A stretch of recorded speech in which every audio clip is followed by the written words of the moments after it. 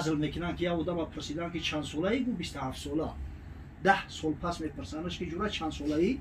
میگه 27 ساله. اخ اون او تو 10 سال پیشم 27 ساله بودی، حاضرم 27 ساله ای؟ میگم مردک یک گپ داره. کسایی که متعلق به همین قبیله ثقیف هستن اونا را ثقفی میگن. خیلی شمارش زیاد هست. مردای واقعی زیادی را الحمدلله که در اسلام عرضه کردیان، غلامان بقوت دارن، لشکرکشای بقوت دارن. این سفیان بن عبدالله هم یکی از صحابه پیامبر صلی الله علیه و سلم است که از همین بنی ثقیف. میگن از پیغمبر صلی الله علیه و سلم اومدم، میگن یا رسول الله اخبرنی بعمل، میگه گفتم که یا رسول الله چیزی را خبرم بده که لا اسأل عنه احدا بعدك او غیرك، قل لی بقول لا اسأل عنه احدا بعدك او غیرك. یک نصیحت کن که دیگه احتیاج به پرسیدن کسی نشود، با همون عمل کنم دیگه بعدی تو و غیری تو کسی را سؤال نکنم. حضرت صلی الله علیه و سلم صحبت دراز نکرد، نیم ساعت موعظه‌اش نخوند. گفت قل آمنت بالله ثم استقیم، بگو که ایمان آوردم به الله ایمان آوردم، بعد همی دعوت مستقیم میشه. مردک شد. مرد کسی را میگن که به دعوت کرد کاری را تو آخر بیست تو جوان مرد باشه. حاصل میکنن که یا آدم پرسیدن که چند ساله ای؟ گفت 27 ساله. 10 سال پس میپرسنش که جوره چند ساله ای؟ میگه 27 ساله. اخ اون او تو 10 سال پیشم 27 ساله بودی، حاضرم 27 ساله ای؟ میگم مردک یک گپ داره. میگه همین مسلمان هم همین مسلمانی که استقامت داشته باشه، مردک باشه. وقتی دعوا میکنه که من بنده الله هستم، بنده حقیقی الله شود. وقتی ادعا میکنه که من امت محمد صلی الله علیه و سلم هستم، امت حقیقی باشه، سنت پیغمبر را بالای چشم سرش بگذاره. وقتی دعوا میکنه که من پیروی مذهب مذهب امام اعظم ابو حنیفه رحمه الله هستم، در مذهب مستقیم باشه، مردک باشه، پیروی مذهب شو بکنه. حقیقتا همین یک کمبودیه که امروز در جامعه هسته، همین که استقامتی در بندگیمون میلنگه. خدا رحمت کنه حضرت مولوی را. یک قصه آورده است، میگه پیشی دلاک بشد قزوینیه که کبودم زن بیکن شیرینیه. ولی همین نکل خزنک ما داشتگی کو بسیاری مردم در پاها و دست و بدنشو نکل میزنن، پوست نازنینی را که خدای تعالی داده است هم آلوده و جزیروات میکنن، عقل فراست ندارن که از چیزی که خدا آفریده است بهتر و خوبتر تصور کرده نمیشود. همون زمانهای پیش هم بدین همین جوهیلایی که در بدنش هم طریق نکلکه میزدین. اگه این تکنیک پیشرفته نبود، زمانهای پیش همین سوزن که شکوف میکردین، در جای اون سوزن رنگ میریختین. یک قزوینی میگه ناز یک دلاک رفت. دلاک اصلا یک مفهومی وسیعه. این دلاک سرتراش هم میشود، دلاک حجامکن هم میشود، همون نکلکه زن هم دلاک میگفتیم. میگه یک صورت بزنم، همین مقصد نکلکه بزنم. گفت چی صورت زنم ای پهلوان؟ گفت برزن صورت شیر جیان. گفت کدام صورت هم میخواهی در بدن نکلکه خطی بزنم؟ گفت یا شیر بکش که همی کسی ببینه تلخه کف شود.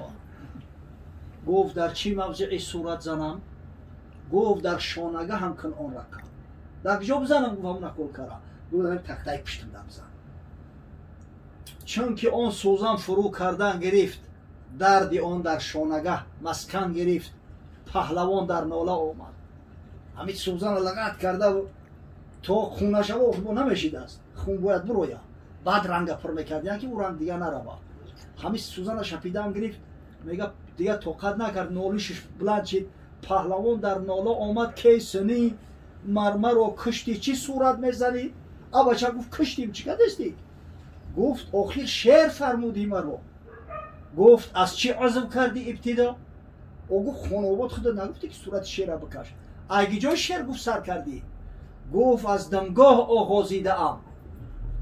ایدمش گفت سر کردم. گفت از دمگاه آغازیده ام. گفت دم بگذار ایده دیده ام. گفت گوم که شعر بیدم همه شود دم کن دمش در کار رسته. جانب دیگر بکرد آن مرد زخم، به محابا به مواسای و رحم. ایا طرف دیگه با شپید هم گرفت میگه خیلی مرد که رحم دارن و باید کارشا بود کنه.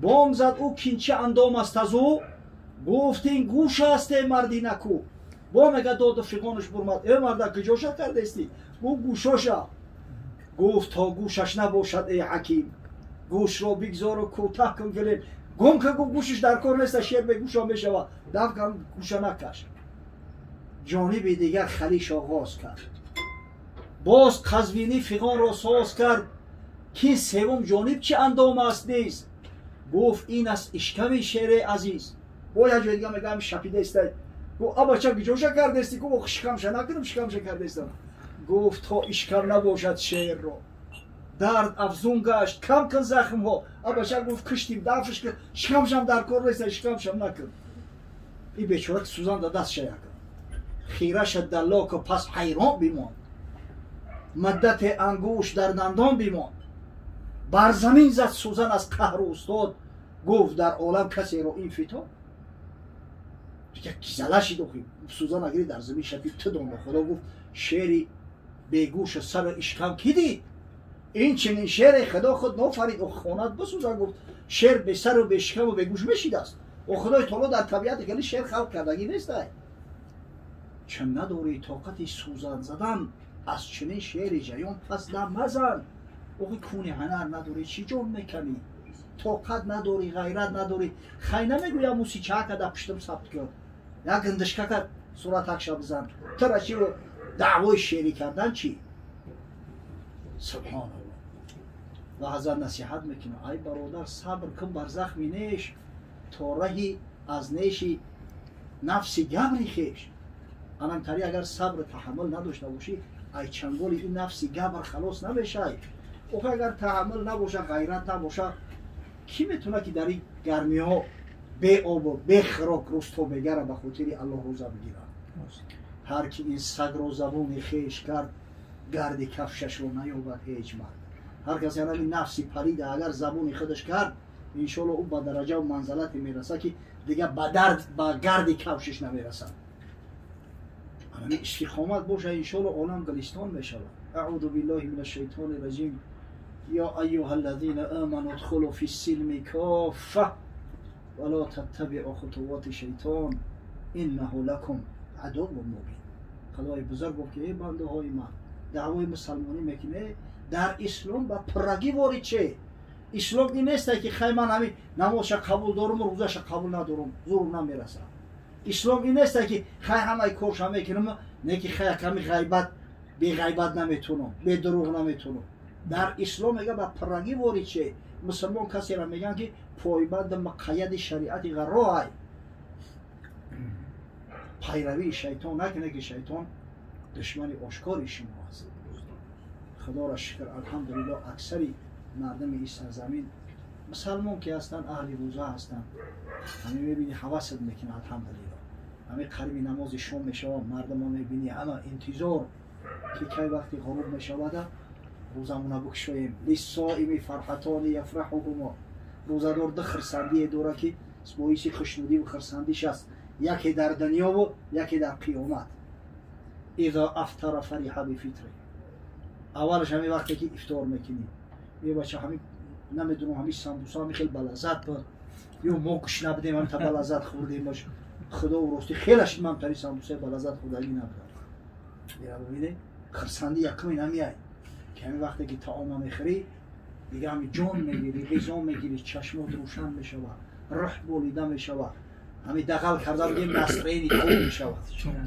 و خوشنودی دیم فردا روز قیامت است و اذا لقی ربه فرح بصومه فردا روز قیامت وقتی که از جمال پروردگار برخوردار شید از شفاعت رسول الله صلی الله علیه و سلم برخوردار شید حضرت صلی الله علیه و سلم روزادارای ماه شریف رمضان با دستای مبارک از حوض کوثر سیغاب می‌خورند بعد میگوید که خدا را شکر که ما از منده های مستقیم خدا بودیم روزه ماه شریف رمضان را داشتیم فرمان پروردگار را اجرا کردیم سنت پیامبر صلی الله علیه و سلم بالای دیده و سر گذاشته بودیم خداوند بزرگ عمل خیری برادرمون امام علی جان بدنگوی بیلیازش قبول کنم در نامه اعمالش سخت بیدن در منزلش در این محله در این دیار در منزل مهمانان پروردگار بزرگ خیز و برکات خیرات و حسنات خیشان موزه